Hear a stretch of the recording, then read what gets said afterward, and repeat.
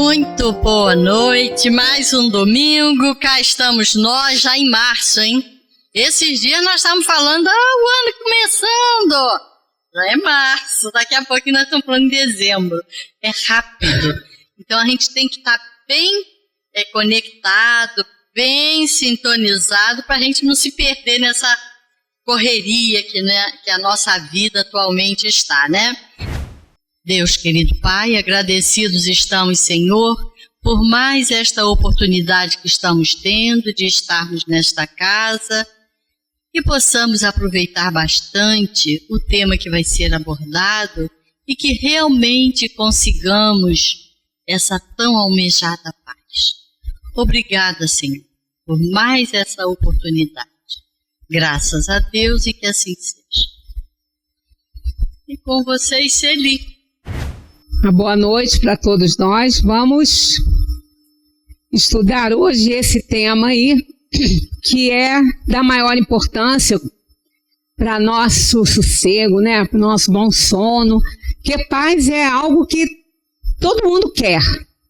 Mas será que realmente a gente está fazendo por onde de encontrar, né? Porque a gente procura, às vezes, no lugar errado. Como muitas coisas que a gente deseja, a gente procura no local onde elas não estão. Felicidade, por exemplo, a gente coloca sempre a felicidade num lugar que a gente nunca está. Porque é sempre para frente, né? Eu vou ser feliz quando eu tiver isso, eu vou ser feliz quando eu me formar, eu vou ser feliz quando eu arrumar um amor, eu vou ser feliz quando eu arrumar um emprego. Então, nunca a gente coloca a questão da felicidade onde a gente se encontra. E a paz não é muito diferente, né? A paz também, a gente está sempre colocando a paz num lugar onde também a gente não está. Porque é uma prioridade que a gente entenda e aceite a nossa vida para que a gente possa estar em paz. E é difícil, às vezes, a gente aceitar certas coisas. A gente deseja as coisas, mas a gente quer que as coisas cheguem para nós de uma forma milagrosa. Né? Passar num portalzinho mágico e conseguir as coisas, né? Tomar aquele remedinho milagroso que vai resolver todos os nossos problemas. Aliás, eu não sei se vocês já perceberam, né? Hoje em dia, a gente abre uma rede social, não sou muito disso não, mas às vezes a gente passa por ela. Tem tanto médico, às vezes assim, recém-formado, dando receita milagrosa e vendendo o tal do remedinho no final do Saiba Mais, que você leva 1 hora para ouvir. Aí aquilo ali vai curar todos os seus problemas. Outro dia eu acabei ouvindo que ele estava vendendo uma coisinha assim, umas gotinhas, e que a pessoa nunca ia precisar ir para uma academia fazendo uma musculação, que aquilo ia fazer músculo. Era médico. Eu olhei assim, eu falei, se eu estivesse assim perto dele, eu ia ficar olhando para ele assim, não ia falar nada, eu só ia olhar.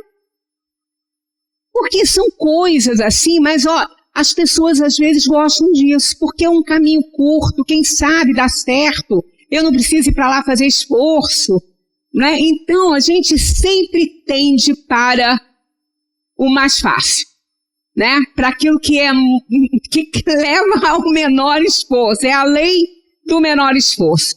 Gente, encontrar a paz é preciso fazer um esforcinho. Um esforço e tanto, porque é justamente para poder compreender a nossa vida, para a gente poder estar em paz. Então eu trouxe para a gente analisar isso aí, um salmo muito importante, porque a gente necessita, a gente precisa, né, de entender isso. O objetivo do Espiritismo, nós estamos aqui aprendendo, a gente lê Kardec, a gente estuda Kardec. Então, o objetivo do Espiritismo, tem uma infinidade de importâncias, mas podemos definir um pouco assim, educar para salvar, levar a criatura a atingir uma lucidez espiritual capaz de entender a existência de uma inteligência suprema, a qual estamos submetidos, que coordena todos os acontecimentos do universo. Coordena todos. Está lá na primeira questão de O Livro dos Espíritos, que é Deus. Na inteligência suprema, causa primária de todas as coisas. E também a eficiência com que a natureza age em todos nós. Reparamos que nós temos aqui um pronome indefinido, porque são todos, não define este ou aquele, são todos, né? Todos. Então aqui, ó, que coordena todos os acontecimentos e a eficiência com que a natureza age em todos nós, em todas as criaturas, sem exceção, todas as criaturas. Então nós trouxemos aqui esse bálsamo, né? Porque conhecendo isso aí, né, sabendo disso, caminhar, né? Com esse entendimento, pode-se caminhar pacífico e sereno no cotidiano, percebendo que estás constantemente ganhando recursos da vida maior, mesmo quando se atravessa os transtornos existenciais. Então, aqui a gente já poderia até sossegar, a gente já poderia até dormir bem, sabendo que nós temos uma inteligência suprema, uma causa primária de todas as coisas, coordenando todo o universo e dando oportunidade a todos para serem cuidados pela natureza. Mas é claro que tudo tem um preço a se pagar, um esforço a se fazer, né? E a gente precisa fazer sempre a nossa parte. Se a gente não fizer, aí fica difícil. Tanto que está no Evangelho: pedi e obtereis, batei e abrir-se-vos-á. Então a gente tem que fazer isso, a gente tem que buscar, a gente tem que querer, tem que procurar e analisar as coisas que vão chegando para ver se está de acordo, né? Colocar aquilo à análise da razão. Nós temos no Salmo 23, escrito por Davi, aliás, Davi, né? Davi talvez uma das maiores personalidades, né? Do Velho Testamento aí, da Bíblia. A história dele é muito interessante. Aconselho vocês tomarem ciência da história de Davi. Porque, assim, só de saída, Davi errou muito, né? Teve muitos problemas, fez muita coisa errada. Mas só que Davi, ele foi ungido por Deus para ser rei de Israel. E ele já foi ungido para isso. E ele foi considerado o homem segundo o coração de Deus. Mas aí quando a gente vê, gente, com tanta coisa que ele fez, né? Com tanta coisa errada que ele fez, ele amargou uma vida de sofrimento, de remorso, de arrependimento, porque ele seduziu, ele já rei, né? Ele seduziu Batseba, que era uma mulher linda, estava tomando banho, ele passeando pelo palácio. Ele viu, ele seduziu, eles se encontraram e dali gerou uma criança. E ela tinha um marido, que era um soldado fiel a Davi. E ele estava na guerra. Davi, o que ele fez? Ele pediu para ele voltar, porque já que ela disse que estava grávida, então ele voltando e tendo relações com a mulher, o filho seria dele. Só que ele voltou. Só que ele era tão fiel a Davi, que ele estava tão preocupado com a guerra e com tudo, e com a proteção do rei, que ele não quis se envolver com as coisas de família, e ficou ali, né, junto de Davi, naquela fidelidade. E aí Davi foi um desespero, né, porque o que ia fazer, né? ele mandou ele de volta para a guerra, para um local que fatalmente ele seria morto. E assim ele foi. E assim aconteceu. Depois, então, ele desposou a Batseba. Aí, quer dizer, nasceu um bebê e ele foi punido porque esse bebê até morreu. Mas isso aí corrompeu Davi para o resto da vida dele, que foi um remorso, um arrependimento. Ele fez tudo depois para que ele pudesse se redimir, para que ele fizesse a sua redenção.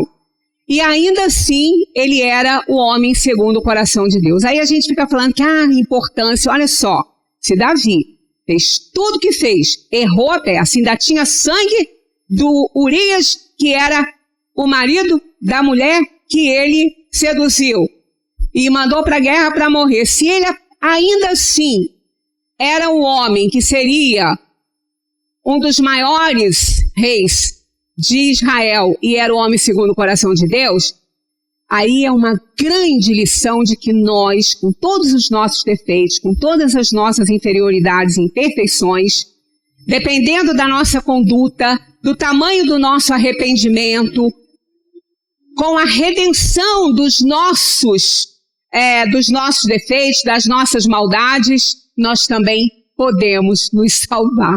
Então, realmente é um grande exemplo, porque se nós olharmos lá no Velho Testamento, aquelas personalidades lá erraram muito, fizeram muita coisa errada, fizeram correr muito sangue, mas isso é a prova de que não existe nada tão hediondo, um erro tão hediondo que Deus não possa nos perdoar. Só que perdoar, ele perdoa.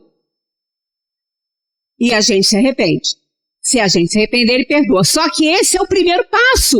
O restante é um resgate de tudo de errado que a gente fez. Talvez Davi soubesse disso mesmo, né? E ele, num momento de inspiração, ele escreveu esse Salmo 23. Que muitos, claro, os nossos irmãos que não são reencarnacionistas, não vão ver por esse lado. Mas nós, como somos reencarnacionistas, a gente interpreta de forma diferente dos nossos irmãos que não abraçam a reencarnação. Esse salmo, se a gente vai analisar ele aqui, a gente vai ver que é o clamor, é a súplica de uma alma arrependida pelos seus erros, cheia de remorso, uma alma arrependida, suplicando ao Criador a bênção para a reencarnação, para vir para o mundo e aqui começar o seu processo de redenção. Se não der para terminar naquela, vai continuar nas outras, somos imortais. Olha só a primeira frase, o primeiro parágrafo desse salmo. Está aqui, ó. O Senhor é meu pastor, não há de me faltar. Tem várias traduções.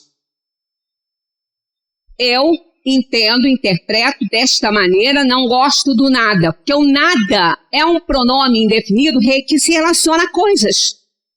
A coisas. Pois é, mas tem também essa tradução que é não há de me faltar ou não me faltarás. Porque não são as coisas. Ele aqui não está pedindo a Deus, ao Senhor, que o guie e que não lhe deixe faltar coisas. Ele está pedindo que ele não falte, Deus, o Criador. Então, é isso aqui, ó. O Senhor é meu pastor, não há de me faltar. Quer dizer, o Senhor não há de me faltar. Olha isso aí, aqui, ó, eu, em primeira pessoa, já que está ali, né, assim. Nessa situação, olha, o Senhor é meu pastor, não há de me faltar. Estou colocando Deus acima de todas as coisas e de tudo, de todas as coisas e de tudo. Olha aqui também o pronome incluindo tudo. Todas as coisas e de tudo. Tudo que possa me acontecer, porque sei que estará comigo. demonstra a minha fé e confiança no Criador. Não importa a minha dor, meu sofrimento, a doença que vou ter, as privações que vou passar, os sofrimentos, a humilhação, as privações, não importa, não importa. Estou colocando Deus nesse clamor aí, acima de todas as coisas, de tudo o que possa me acontecer, porque sei que está comigo. Quer dizer, esse aqui, ele vai afirmando, né? A gente vai vendo que realmente isso aqui até já bastaria para nos colocar em paz.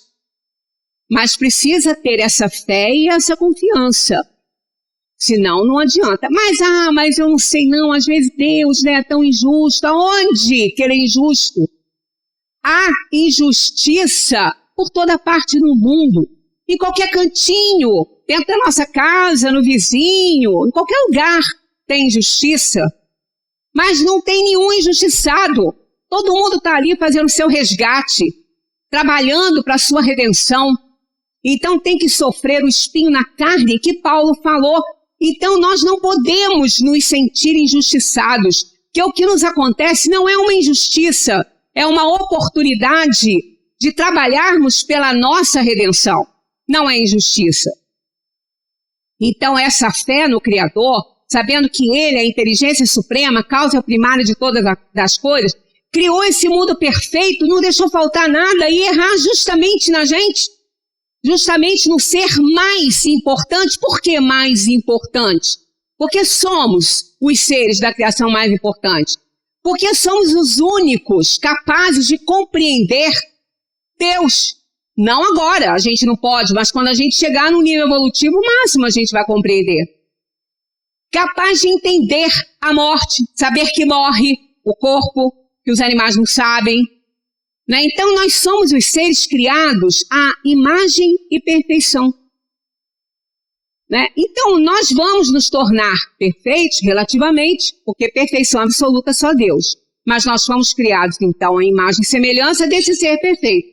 Então, vamos sim alcançar uma perfeição relativa, mas vamos. Continuando, senão a gente não acaba, é tanta coisa para falar. Aqui, nós temos um quadrinho que também nos ajuda nessa questão da fé, da confiança. Olha que escultura linda essa aqui. Não está claro demais aqui, não? Será? Porque parece que não. Sei lá, acho que não. Nunca vi tanta claridade aqui, não. Aqui nós temos essa escultura, ela é chamada de Melancolia. Ela é uma obra de Albert, acho que ele é romeno, se eu não me engano, não tenho muita certeza não. Eu coloquei romeno. E ela está em Genebra, no Lago de Genebra, essa escultura está lá, feita em metal. Quem já viu diz que ela é belíssima. Então, olha só que coisa mais linda isso aqui, olha o buraco no peito da criatura ali. Né? Aí nós vemos Dostoiévski dizendo: existe no homem um vazio do tamanho de Deus. Se a gente não interpretar isso direitinho, a gente vai falar que existe no homem um vazio do tamanho de Deus. Quer dizer que quanto menor é o vazio, Deus então é pequenininho? Não, mas a interpretação não é essa. Existe no homem um vazio tamanho de Deus. Quanto maior é o nosso vazio, maior é a presença de Deus em nós, embora a gente não o perceba. Então Deus, nós precisamos dele. Então quanto maior, porque ele sabe das nossas necessidades, é Pai amoroso. Então quanto maior é o nosso vazio, maior é a presença dele em nós, só que a gente não percebe, mas mais ele está ali atuando, mais ele está nos oferecendo condições para que a gente o perceba, né? Seja através de inúmeras situações. Então, nós precisamos preencher o nosso vazio com essa imensa presença de Deus, para que a gente tenha fé e confiança que somos filhos queridos do Pai. continuando essa súplica que a alma faz para reencarnar, está aqui.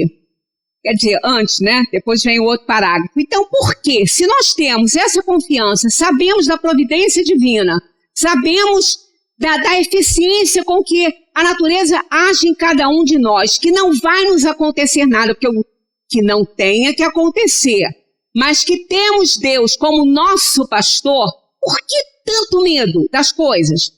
Por que essa insegurança, essa falta de paz que nos tira o sono? Por que tanto medo? Por que a dúvida? A preocupação que não resolve nada. Porque nenhuma das nossas preocupações vai resolver qualquer dos nossos problemas. É uma ocupação prévia que, às vezes, de algo que nunca vai acontecer. Né? Então, por que a preocupação? Por que a incerteza? Por que o desespero? Tirando a nossa energia, diminuindo a nossa capacidade de entendimento.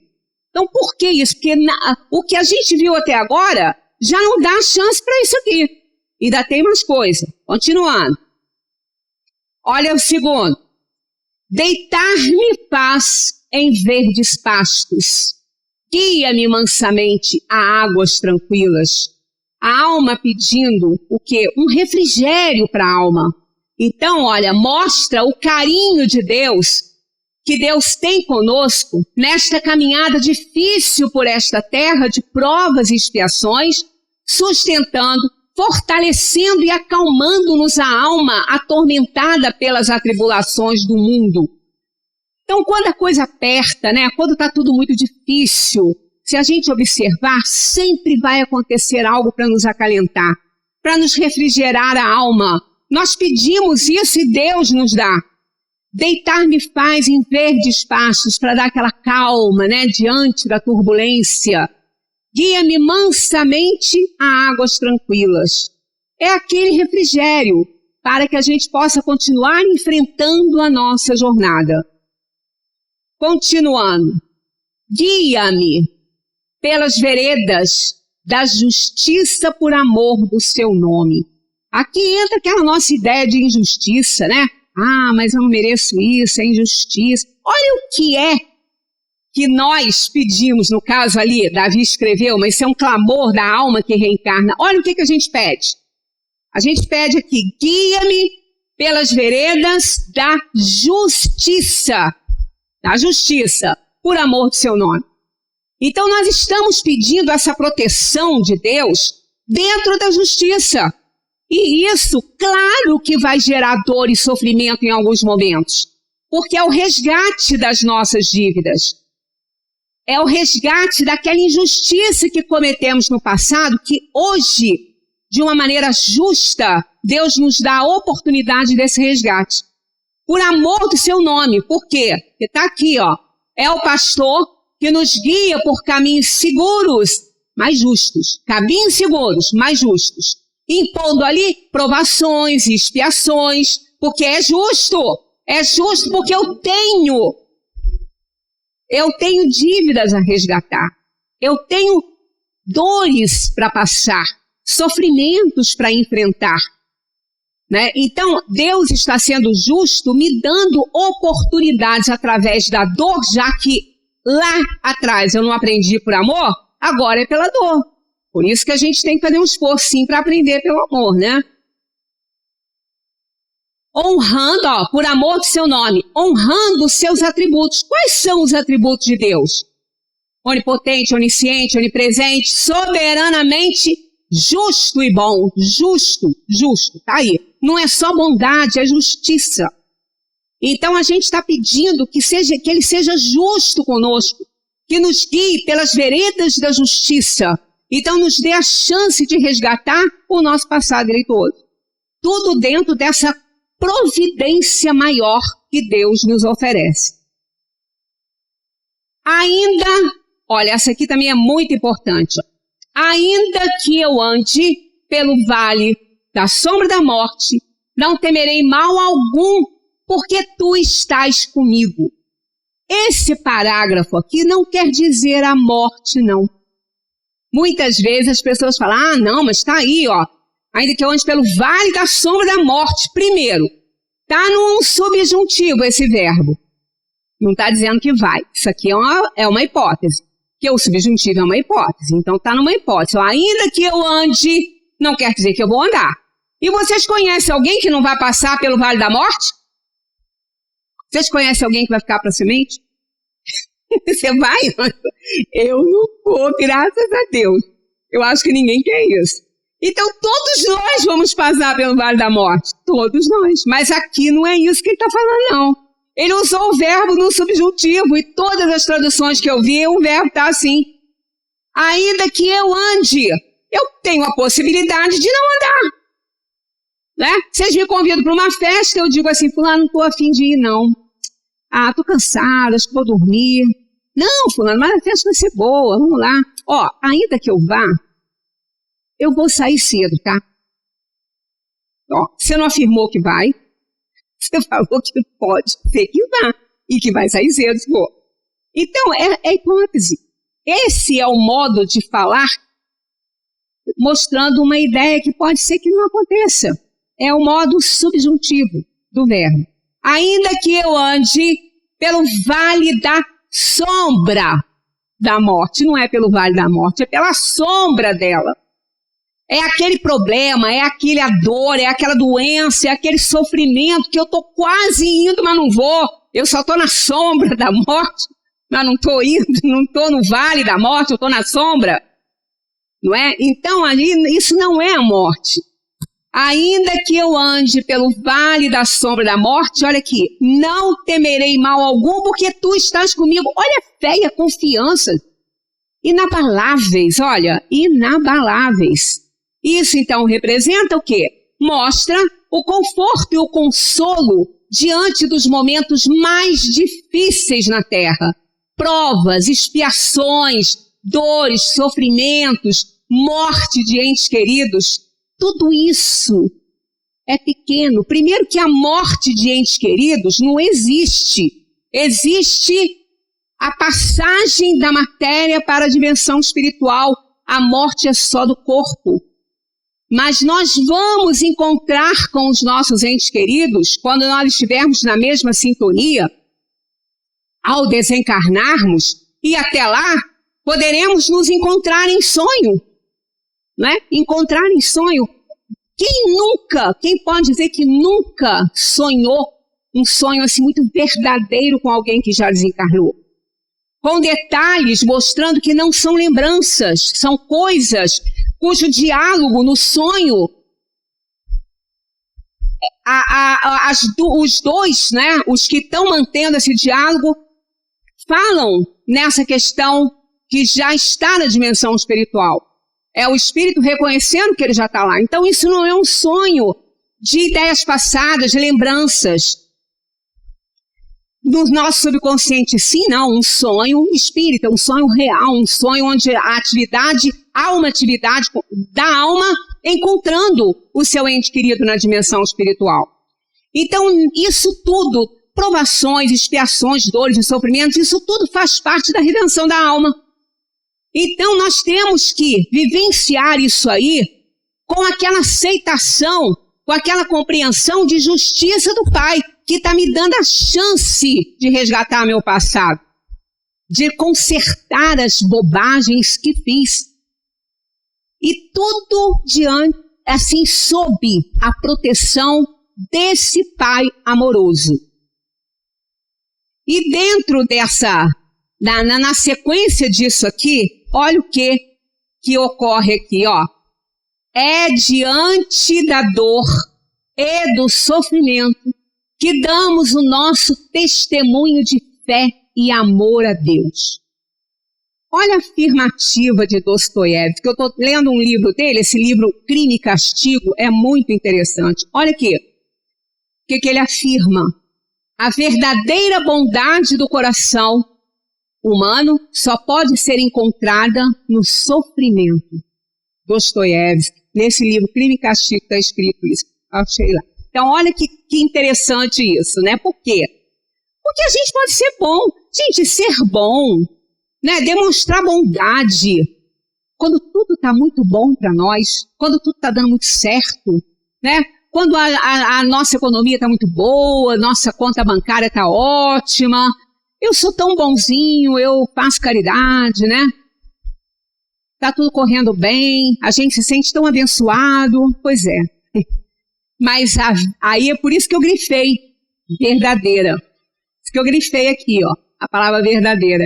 Porque a verdadeira bondade, aquela que é efetiva em nós, e não só na época que está tudo dando certo pra gente, essa bondade que é efetiva, essa bondade que reside aí no coração humano, só pode ser encontrada no sofrimento. Por quê? É porque no sofrimento, no testemunho, é ali que a gente vê o tamanho da nossa fé e da nossa confiança em Deus. Então, isso é um esforço de compreensão de vida. Por isso que a paz custa caro. Custa. Não é de qualquer maneira que a gente consegue, né? Então, a gente vai vendo que é nessas horas que a gente vê, não, eu estou no resgate, mas eu tenho força, eu tenho coragem. Porque se isso foi me permitido escolher, é porque eu posso aguentar. E tem Deus para me ajudar.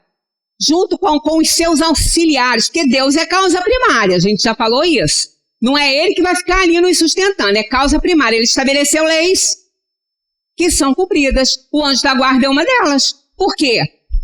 Porque para caracterizar lei, é para todos, tem que ser para todo mundo. Todos. Aí é a lei. E a lei do anjo da guarda é uma lei de Deus. Lei de Deus. É para todo mundo. E nós temos esse anjo amigo que nos guia, que nos abraça, que nos sustenta. A gente está falando isso na reunião da tarde, terminamos agora, tivemos 2 reuniões falando de anjo da guarda e a missão do anjo da guarda, né? Então nós estamos acobertados pela misericórdia divina. Aí a gente vê a outra frase desse Salmo 23, olha aqui. A tua vara e o teu cajado me consolam. Diante daquilo ali, diante daquelas provações, do sofrimento, de tudo ali. Então, vem aí. A tua vara e o teu cajado me consolam. Então, olha só. A vara e o cajado protegem as ovelhas do ataque dos lobos. E o cajado, também chamado de bácula, chama as ovelhas para si, pois possui um sininho. Isso ainda são usados pelos pastores de ovelhas, né? Possui um sininho para chamar as ovelhas. Então, simbolizando a nossa situação, ó. Simbolizam a providência de Deus em nós na hora do testemunho, dando-nos coragem, intuindo-nos e nos chamando para perto, já que nenhuma ovelha de seu rebanho se perderá. Então a gente tem a intuição. Por que a gente tem essa fé, essa confiança? Porque a gente tem intuição de que Deus é grande, é misericordioso, é perfeito e está ali nos ajudando. A palavra intuição quer dizer pensar dentro, né? Pensar dentro, dentro. Então a gente, quando tem intuições, a gente tem intuições de algumas coisas que a gente já fez em outras vidas, que marcaram a nossa existência em outras vidas. Aí vem na forma de intuição alguma lembrança que a gente não deve fazer isso ou aquilo, né? São intuições que a gente recebe do anjo da guarda, quer dizer, é o anjo da guarda em nós. E tem uma outra significação importante também, que em grego arcaico, a palavra intuição significa Deus dentro. Quer dizer, quando a gente tem Deus dentro de nós, então a gente recebe essa intuição do Criador em nós. Porque Deus está dentro de cada um. O reino, Jesus falou isso, o reino de Deus está dentro de cada um. Então nós temos essa bênção de ter Deus em nós. Né? Na nossa busca de paz, a gente encontra esse Deus em nós que sossega aí o nosso coração. Olha esse pedido. Esse aqui coroa, né? Eu botei ele sozinho, nem botei comentário aqui para a gente analisar. Olha o que se pede no Salmo 23. Preparas-me uma mesa na presença de meus adversários. Só disse adversário. Não disse que é adversário desta vida ou de outras. Disse apenas adversários, porque nós temos adversários desencarnados, que não são os adversários que estão aqui conosco hoje. Então, olha o que se pede aqui. Esse parágrafo é um dos mais importantes. Olha só. Preparas-me uma mesa na presença de meus adversários. Unges a minha cabeça com óleo. O meu cálice transborda de júbilo. Vamos interpretar isso aí, ó. O que se pede aqui? Para que a gente tenha chance do enfrentamento com os nossos adversários, para que nós possamos perdoá-los, para que nós possamos entender o processo ali, que não deve ser continuado. E a gente pede isso, preparas-me uma mesa diante dos meus adversários. A gente pede que essa situação se concretize na Terra, que a gente tenha a chance do enfrentamento com os nossos adversários, para que a gente possa fazer a nossa redenção. Mas ele pede isso, e o que ele pede junto? Uma bênção, para poder aguentar o tranco, porque não é mole, né? Tem adversário bravo, desencarnado e encarnado. Então ele fala assim, unges a minha cabeça com óleo. E o que é ungido? Ungido é abençoado. Né? Então, ele pede uma bênção com o óleo, para que Deus o abençoe, para que ele se sinta fortalecido diante do enfrentamento com os adversários. Aí ele diz, né, quando ele pede, me coloque diante dos adversários e unge a minha cabeça com óleo, o meu cálice transborda de júbilo, porque é a certeza de eu estar acompanhado desse Deus amoroso. Né, de estar fortalecido para que nada me tire do foco de fazer o meu resgate. Então, olha só isso aí. Quer dizer, nós vamos enfrentar nossos inimigos, encarnados e desencarnados, nossa família. A nossa família é composta de afetos e desafetos, amigos e inimigos. A gente está pensando que só tem amiguinho ali, que aquele bebezinho rosinha, de bochecha rosinha, sorridente, que nos encanta, que pode ser o quê? Um grande inimigo que está ali. Não é porque é espírito velho, já viveu milhares de anos de reencarnações e está ali. Só o corpo que é infantil, mas ele vai ter a chance, com aquela infância longa, de receber tanto amor, tanta alegria, tanto amor, que vai balançar as estruturas dele. E ele vai depois poder fazer a escolha com aquele amor no coração que ele recebeu todo o tempo da sua infância. Por isso que é importante, né, fazer esse trabalho. Então a gente pediu isso. Aí a gente vai ao Evangelho segundo o Espiritismo e vamos encontrar isso aqui lá, ó. Reconciliar-se com os adversários, é o título, né? Não está acendendo o nosso negócio, a canetinha aqui não está funcionando hoje. Olha só, reconcilia-te sem demora com o teu adversário, enquanto estás a caminho com ele. O que a gente pediu? Preparas-me uma mesa diante dos meus adversários. Quer dizer, eles estão aqui, tem ainda os de lá que a gente também não pode perder o foco, né? Preparas-me uma mesa diante dos...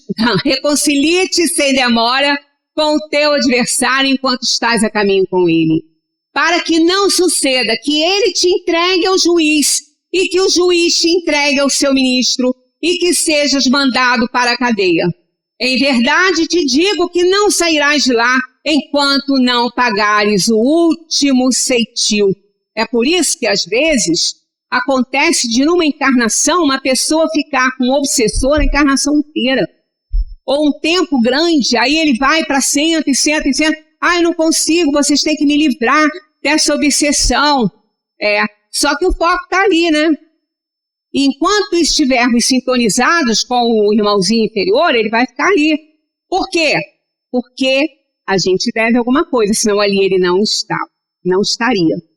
E aí, a gente não se livra enquanto não pagar o último ceitil. Está escrito isso lá no Evangelho, né? a morte, no mesmo texto, tá? Quando chegar em casa, dê uma lidinha nisso, ó, o mesmo texto. A morte, como se sabe, não nos livra dos nossos inimigos. Os espíritos vingativos perseguem sempre com o seu ódio, além da sepultura, aqueles que ainda são objeto do seu rancor. Tá vendo? Quando a gente diz assim, morreu meu inimigo, graças a Deus, não tem que ter problema. Quê? Antes tivesse aí, meu amigo. Porque, inimigo é melhor encarar ali, É melhor estar na sua frente. Porque é uma luta desigual se ele está do outro lado. Porque ele nos vê e a gente não os vê. Então aí é o problema sério, né? O espírito mau espera que aquele a quem quer mal esteja encerrado, olha aqui, em seu corpo e assim menos livre, para mais facilmente o atormentar, atingindo nos seus interesses ou nas suas mais caras afeições. Por isso é que quando Davi escreveu aquilo, ele pediu aquilo.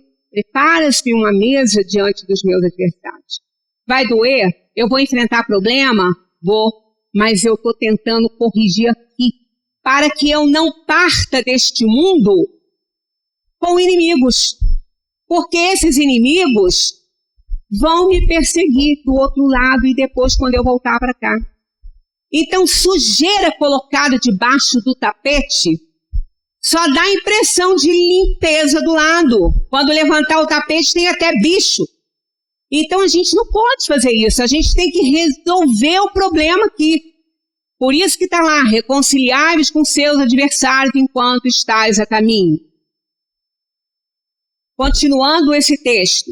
Importa, pois, com vistas à tranquilidade futura, reparar o mais cedo possível os males que se tenham praticado em relação ao próximo e perdoar aos inimigos, para assim se extinguirem antes da morte todos os motivos de desavença, toda causa profunda de animosidade posterior.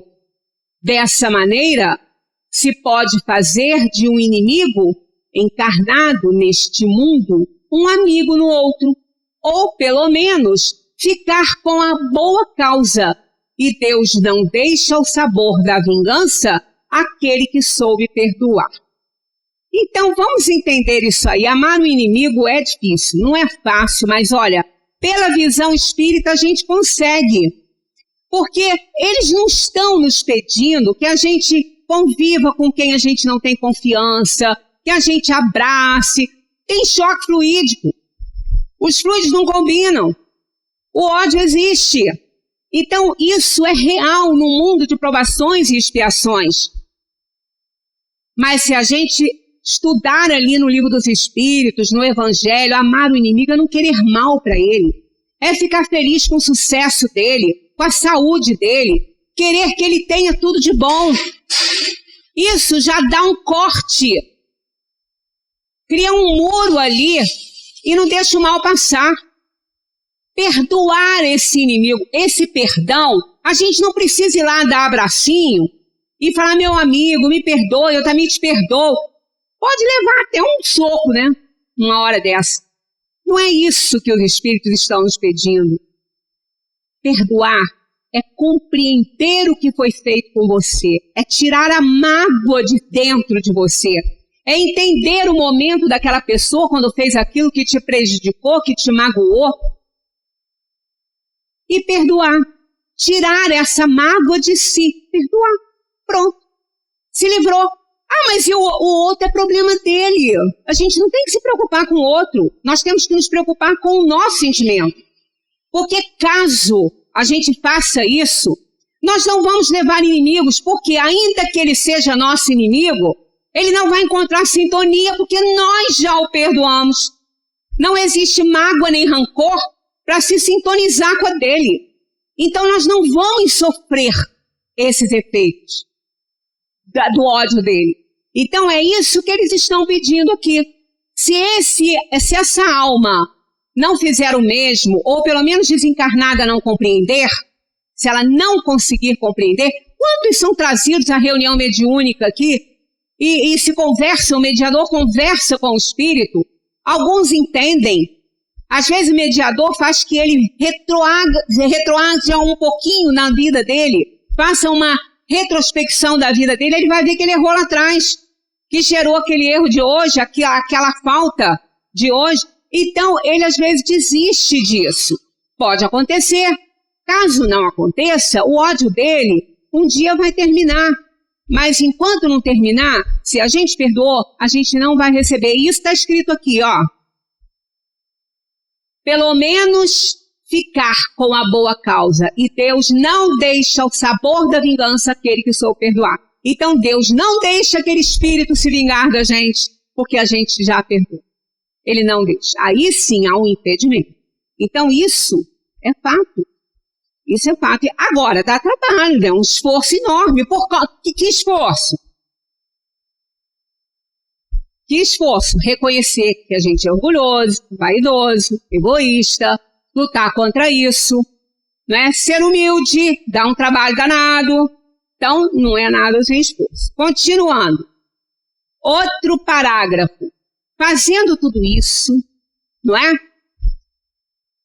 Certamente que a bondade e misericórdia me seguirão todos os dias da minha vida e habitarei na casa do Senhor por longos dias. Encontrou a paz.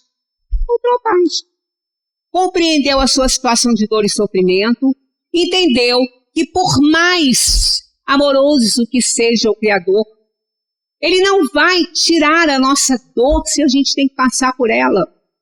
O anjo da guarda tem como missão nos aconselhar, nos consolar, nos confortar, sustentar a nossa coragem diante da dor e do sofrimento que a gente tem que passar. Ele não vai retirar as nossas provações. O que a gente tem que passar, a gente vai passar. E Ele não vai transgredir a lei de Deus. Quando a gente fala que a gente tem que pedir ajuda a Ele nos aconselha, Ele nos ajuda e tal. Mas aquela ajuda, né, Ele está vendo que a gente está num passo errado. Vai dar um passo errado. Aí Ele precisa do nosso pedido para nos ajudar. Ele vai tentar, vai nos aconselhar. Ele vai usar nosso amigo, nosso vizinho, quem quer que seja, até o inimigo mesmo Ele pode usar para ver se a gente ouve que aquele passo que a gente vai dar não está certo. Se a gente ainda persistir naquela atitude, Ele não pode mais fazer nada, porque Ele não vai atentar contra o livre-arbítrio. Mas quando a gente pede ajuda, a gente abre o canal para Ele nos ajudar. Aí Ele não está atentando contra o livre-arbítrio, Ele está agindo pela nossa vontade. Por isso que a gente tem que pedir. É necessário a comunicação com Ele, né? Então, fazendo tudo o que foi dito até aqui, a gente encontra essa paz. Porque não adianta lutar contra a vida, não faz sentido isso. Nós pedimos essas coisas, né? A onipresença divina nos garante Deus em toda parte, como também dentro de cada um de nós, presente em nossas intuições, deixando que a gente relembre coisas que a gente já fez, que a gente não pode mais fazer, né? Então, para nos ajudar. Mas tem esse desafio aqui, ó. O nosso grande e difícil desafio é viver plenamente o momento presente. Saber que esse exato instante contém todas as possibilidades de felicidade e paz. E não perdê-lo por estarmos presos ao passado e antevendo o futuro que nos reserva. Ora, o amanhã, vamos tirar o pensamento dele, ele não existe. O amanhã não existe. Não existe. O amanhã, quando passa a existir, quando ele existe, ele já se tornou hoje. Ele é amanhã. Eu não sei se bem, ele não existe ainda. Quando ele passa a existir, ele já é hoje. Então, hoje é a nossa grande chance, é a grande oportunidade que a gente tem para fazer o resgate de um passado e preparar um futuro melhor. Mas é necessário ficar nele, ficar no agora, no presente. O passado tem que servir para a gente se espelhar naquelas intuições que vêm do que eu não devo ou do que eu devo fazer. Mas não ficar remoendo atitudes porque já foi lá, já acabou. A gente não pode se definir e definir ninguém pelo que foi feito. O que foi feito, já acabou, a gente já viveu. Olha, hoje a gente está aqui quase dando ali as 8 horas, né? A gente já está melhor do que há meia hora atrás, do que há 15 minutos atrás, do que quando a gente entrou aqui. Porque a gente cresce. A plantinha nunca está, um minuto é o suficiente para já ela crescer um pouquinho. E a gente não está parado, a gente está evoluindo o tempo todo. Então nós precisamos ficar hoje, aqui, do agora. O passado já era, não pode fazer mais nada. E o futuro ainda não existe. Deus é consciência cósmica do universo, presença imanente em toda a sua criação. É o motor supremo que movimenta o universo e sustenta a vida, diz Aristóteles, né? Então nós estamos aqui nas mãos do Criador. O que a gente pode querer mais para ter paz? Nós estamos na mão de quem pode resolver o problema. O chefão, não é o auxiliar. Existe um plano para todas, né? Existe um plano para as nossas realizações na Terra. Não todas, porque envolve os detalhes, né? Na 258, do Livro dos Espíritos, Kardec pergunta: no estado errante, antes de nova existência corpórea, o espírito tem consciência e previsão do que vai lhe acontecer durante a vida? Eles respondem: ele mesmo escolhe o gênero de provas que deseja sofrer. Nisso consiste o seu livre-arbítrio. O que vai acontecer com a gente já está lá, no plano que fizemos. Então não adianta a gente ficar tenso, preocupado. Ai meu Deus, se me acontece isso. Meu amigo, você já escolheu. Agora faz as coisas direitinho para você poder mexer nessa escolha aí, porque existe essa possibilidade. A gente falou disso em reuniões passadas aí, né? Então existe um plano para todas as gerações. Isso aqui está repetido. O que orienta o espírito da escolha dessas provas? Ele diz, ele escolhe as que lhe podem servir de expiação segundo a natureza de suas faltas e fazê-lo adiantar rapidamente. Então, escolhe às vezes coisas muito difíceis, mas não impossíveis, porque as impossíveis Deus não permite. O que ele deixa é porque é o que a gente pode passar. Não tenhamos dúvidas nisso, né? E a providência divina, agindo em nós, ajuda-nos a escolher. Por que a nossa preocupação com o nosso destino? Vamos nos preocupar não, amigo, a gente já escolheu. Vamos deixar a energia que se perde na preocupação para a ação, para nos ocupar de dar certo, de enfrentar o problema, não é? Porque senão não vai dar. A gente vai sair derrotado. As almas, então não adianta a gente se preocupar com o nosso filhinho. Ah, meu Deus, o que vai ser com esse meu filho nesse mundo? Olha só.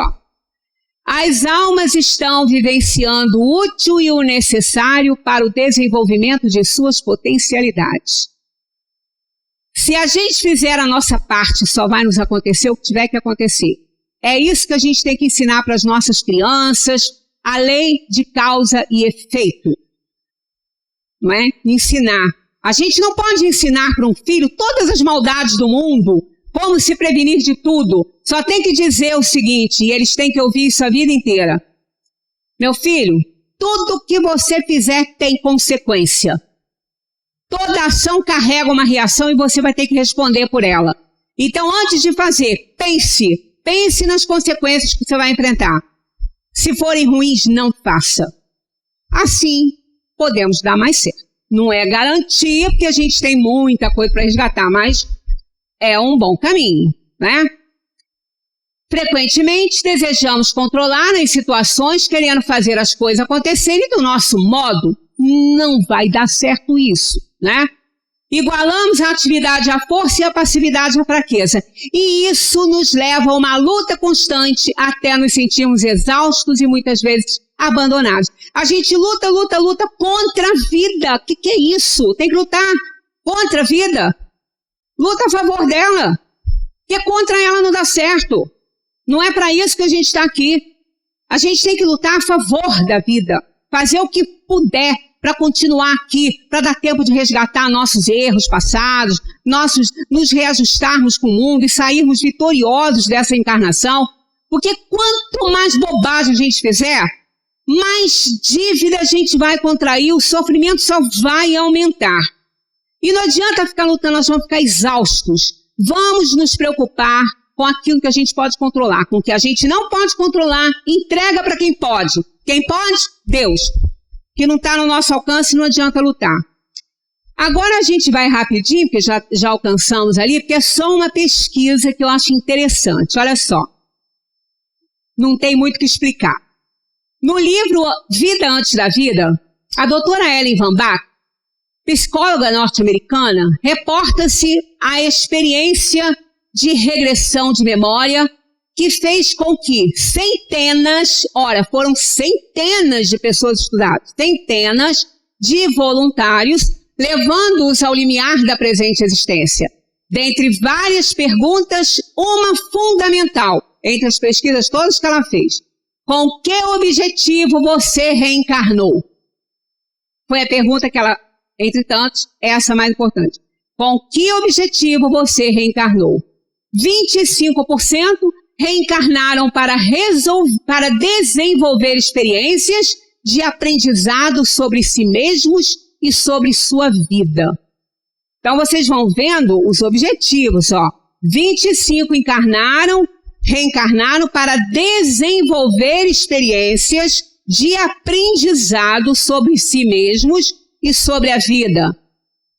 18% reencarnaram para se harmonizarem com os seus familiares. 18% reencarnaram para cultivar os valores do amor, aprendendo a se doar em favor dos semelhantes. 27% reencarnaram para crescer espiritualmente, vinculando-se à orientação de pessoas. Só coisa nobre, só coisa boa. Ninguém reencarnou para ficar rico, para enganar os outros, para matar os outros, para prejudicar os outros. Ninguém veio para cá para isso, né? E, no entanto, chega aqui e faz um monte de besteira. Os restantes 12% tinham objetivos variados. Entre eles, continuou na mesma linha: reencarnei para vencer o medo, reencarnei para livrar-me do materialismo, reencarnei para cultivar a humildade, reencarnei para exercitar uma liderança construtiva, reencarnei para treinar o contato com os irmãos do espaço, e tem outros assim nesse estilo. Então a gente vê, e quando a gente veio para cá, a gente veio para dar certo.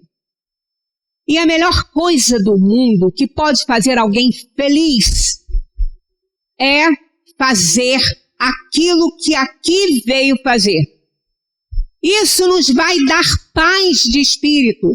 A gente vai encontrar paz nessa atividade. A gente precisa fazer aquilo que aqui a gente veio fazer. Não tenhamos dúvidas disso aí. Qualquer pessoa que trabalha no que ela gosta, ela sai satisfeita do trabalho, porque ela realizou o sonho dela ali, a atividade que ela gosta, e ela fez bem feito. Isso trouxe paz, sossego e alegria para ela. Diz a psicóloga para concluir: em síntese, as razões para as pessoas escolherem esta vida na Terra não foram especificamente com vistas ao desenvolvimento de seus próprios talentos. Ao invés disso, os objetivos consistiam em aprender a se relacionarem com os outros e a amarem sem exigências ou possessividade. Então a gente vê que foi só objetivo nobre. E ainda por cima, para coroar, outro aspecto interessante: quase todos traziam uma orientação básica para que pudessem cumprir sua programação, fazer ao semelhante o bem que gostariam de receber dele. A regra áurea de Jesus surge como a suprema orientação do Espírito ao reencarnar. Olha que maravilha. Está lá, Santo Agostinho. Não sei se é na 900 e pouco. Tem essa questão dele, né? Como dar certo, como fazer as coisas direito. É isso aí, é fazer a outra aquilo que quer que seja feito. Seja feito assim. Isso sempre dá certo.